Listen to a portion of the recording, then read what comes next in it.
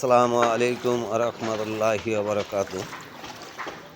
টঙ্গী গাজীপুর শিলমুন মোল্লার গ্যারেজ 47 নং ওয়ার্ড।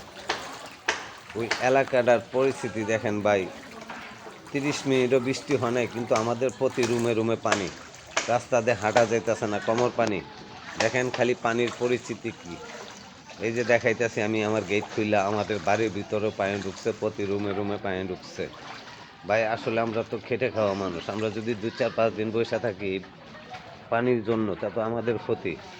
দেখছেন কি কি পরিস্থিতি, হাঁটুর উপরে উঠাইছে কাপড়। এই দেখেন যে বাড়ির ভিতরেও পানি, আমাদের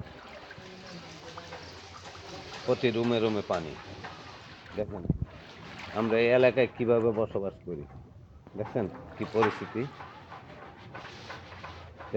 এটা আমি আমার নিজের বিবেক থেকে ধরছে যে এটা ভিডিও করে ছাড়ার জন্য। ভাই এটা ছাড়লাম। যদি আপনারা আমাদেরকে কোনোভাবে কোনো সহযোগিতার মাধ্যমে আমাদেরকে একটু হেল্প করা যায়, তাহলে আপনারা